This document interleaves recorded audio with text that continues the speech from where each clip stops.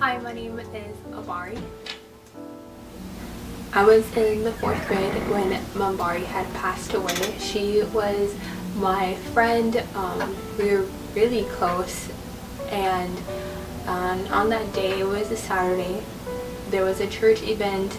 We had both gone to the same church youth program, and that day they were having a church event for kids to go to the pool. They were all taking them there. That day I wasn't able to go, but she had gone, and from what her family had said, they had asked the kids, had asked her to come join them in the pool. She told them that she couldn't swim, but they were just like, come play in the water, and convinced her to come in.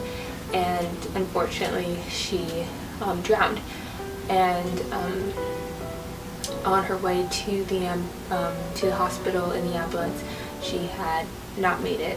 She had passed away. My mom and I found out by watching a news report that same night, and that's when we connected it to her, and we then contacted her family. Before this incident, I didn't really know much about swimming, to be honest, because I had never went swimming at all. I wasn't allowed to, so I heard about it, and I remember watching it on TV, seeing that it was really fun. And I remember my uncle used to tell me all the fun he had swimming in the Nile. So yeah, I had not experienced it myself, especially since I was just 9 or 10 years old at that time, but I had seen it on TV, and I've heard about it through other people. It seemed like it was fun until that incident happened. So the South Sudanese community in Fargo did their best to support the family and just be with them. I know my mom and I went to their family store to offer our condolences, and I know that there was some support from their Nigerian community as well.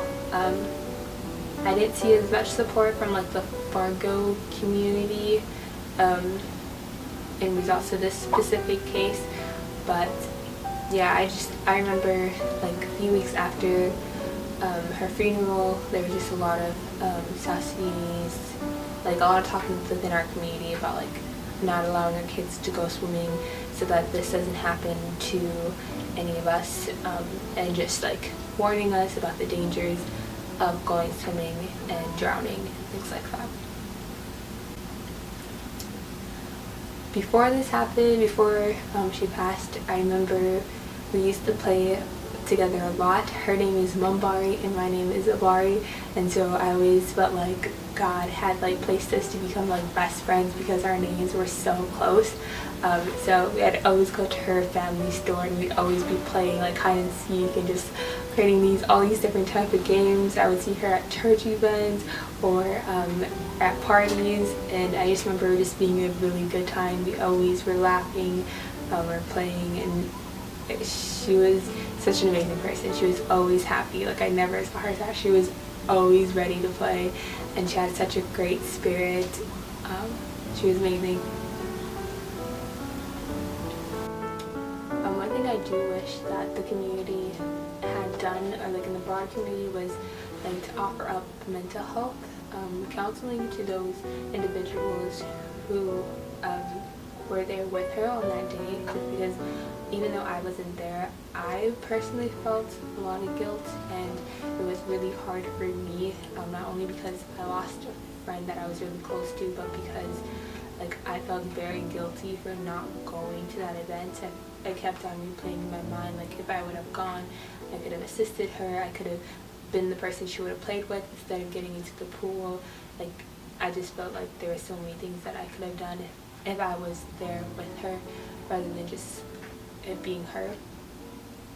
So I really wish there was some type of help in it. I wish there was CPR offered, so CPR training and swimming classes to prevent this, so that we would know how to swim, and hopefully would never get to that case.